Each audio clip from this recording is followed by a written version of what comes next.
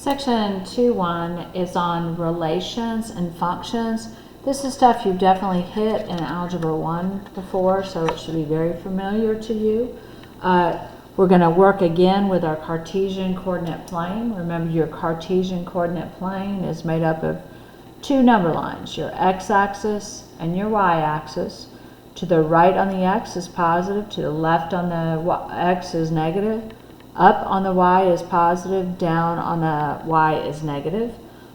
You have on the number line, you have the origin, which is your point right in the center. It has an x value of 0 and a y value of 0. So I'm going to actually put some points in ordered pairs on here, and hopefully that'll help you remember what you've studied before. We'll call the origin point A, and we'll go to 3, 2, and we'll call that B.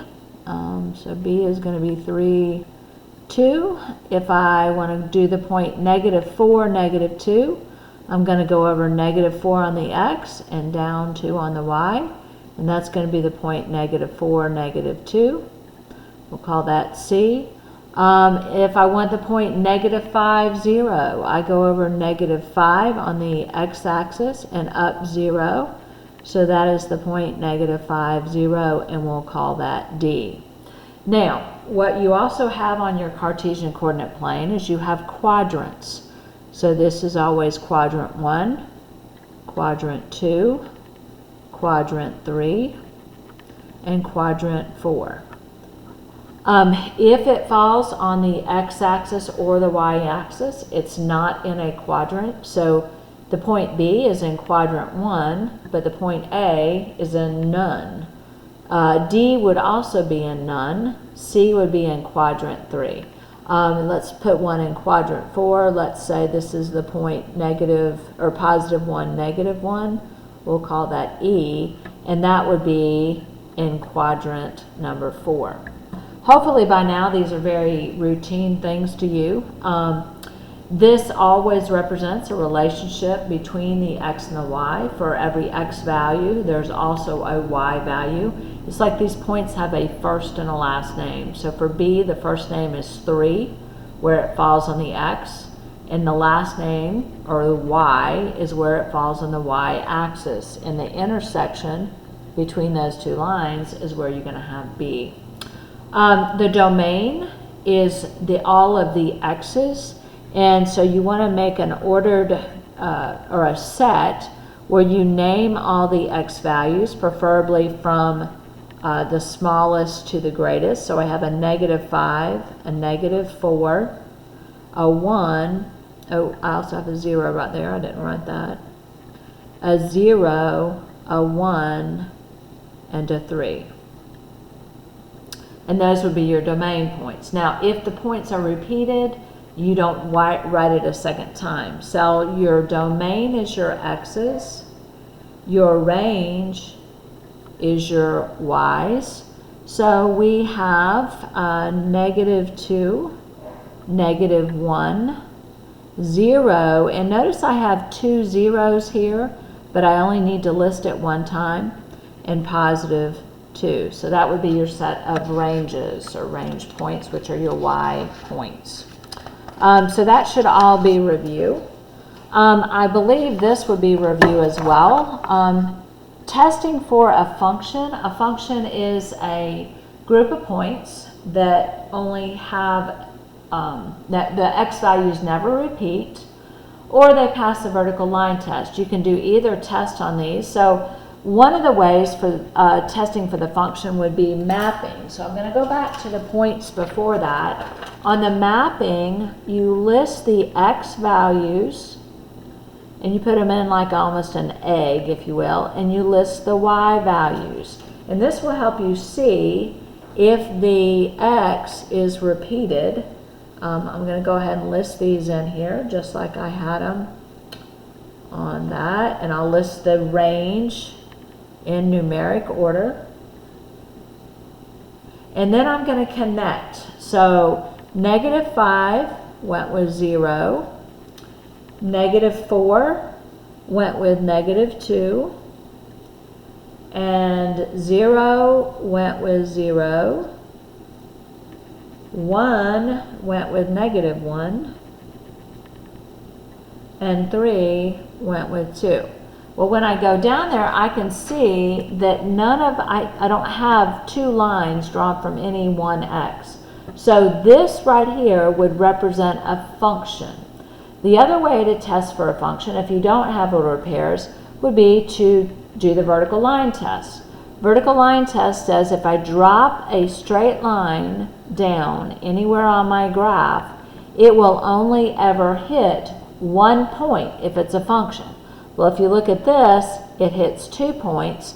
So this is no, it isn't a function, and this is yes, it is a function. Those are 2 different mathematical situations.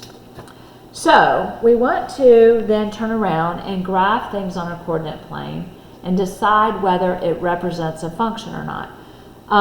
Hopefully you remember how to graph if it's in y equals mx plus b form, but if not, we're going to go back and we'll actually just plot in points here, and then I'll refresh your memory on how to do it.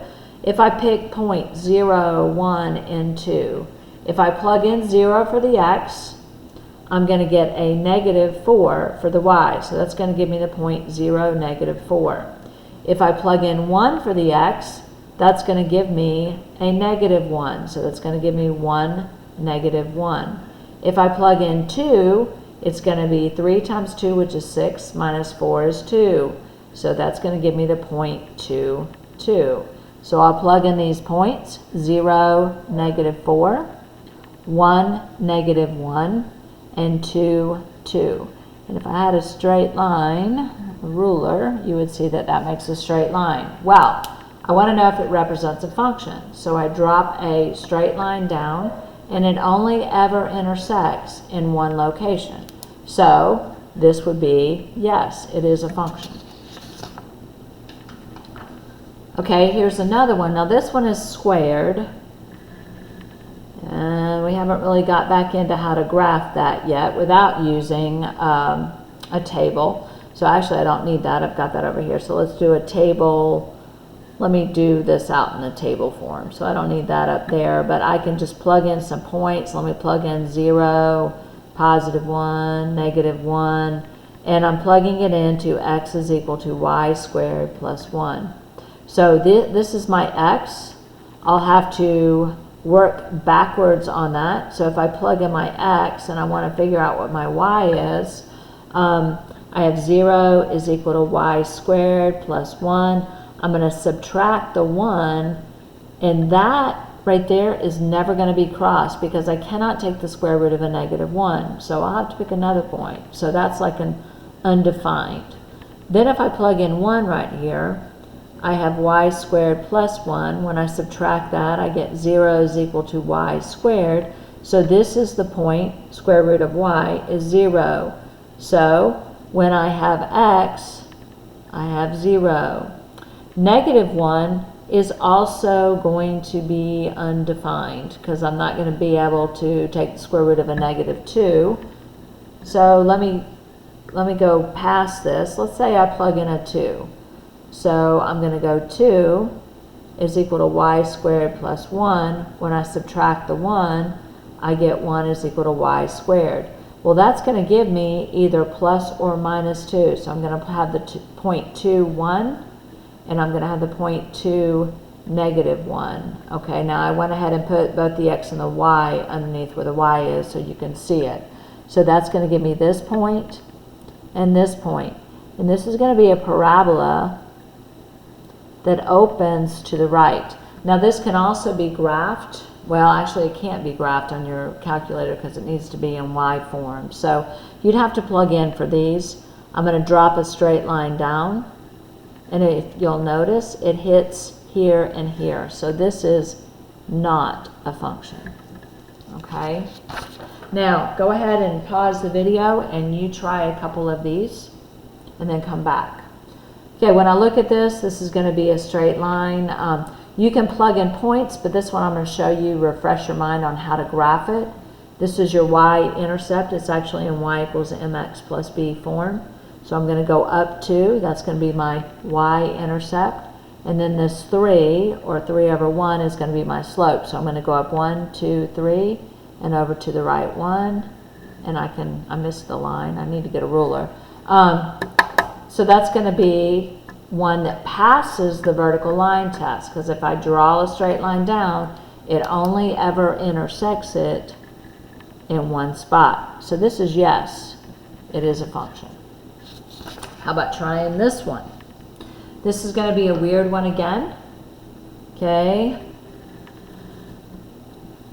If I do a table, let's do the x here. Y squared is equal to x squared, and I'll actually give myself enough room to do the ordered pair, which I didn't do on the other one. So let's say I have a 0. If I plug in 0 for x, 0 squared is 0. So y is going to end up the square root of 0, which is 0. So this is the point 0, 0. If I plug in a 1 for x, then I have y squared is equal to 1. Or I find that y can equal positive or negative 1. So 1, or negative 1 and 1. So I have the point 1, 1, and 1, negative 1. Okay, if I plug in, let's say I plug in 2 for the x. So I have y squared is equal to 4. So the y, if I take the square root, can equal negative 2 or positive 2. So I have the point 2, negative 2, and 2, positive 2. That should be enough to graph it. So 0, 0, 1, 1, 1, let's see. Oh, this should have been a negative 1 right there. Okay, 1, negative 1, 2, negative 2, and 2, positive 2. And that actually is a V that goes sideways. Well, if I drop a vertical line down, you'll see it intersects it in 2 spots. So this is not a function. All right, function notation. If you remember right, that's just plugging in your negative 2 where the x is. So you're going to go negative 2. I'm going to write this equation. I'm going to put a parenthesis where the x is, and I'm going to plug in right there for the parenthesis. So my negative 2 squared is 4, so I have 4 minus 8, which gives me a negative 4. On here, you're going to write your equation. You're going to put a parenthesis where your x is, and then you're going to fill in this in that parenthesis. You got to square both the 7 and the a, so that's going to be 49a squared minus 8. On this one down here, and I think I'm almost out of time, so I won't actually finish this one. So you're going to put 0.5, then you're going to square your 4.6, because you're going to put it for that x. Then you're going to put it for that x, and then you're going to subtract the 2.5 from it. So let me see if I can do it real quick on my calculator, and we'll come back and get the answer for that. Okay, so I have 4.6 times 4.6 times 0.5 plus, let's see, 4.6 times 4. I don't think my calculator is going to do, I'm going to turn my thing. If you turn your phone, you'll get, and you select your calculator, you'll get a scientific calculator. So I have 0.5 times 4.6 squared minus, or plus, parenthesis 4 times 4.6, close the parenthesis, minus 2.5. And I'm going to get 26.48. Okay, make sure you can get that. Your homework is page 69, 16 through 42 even.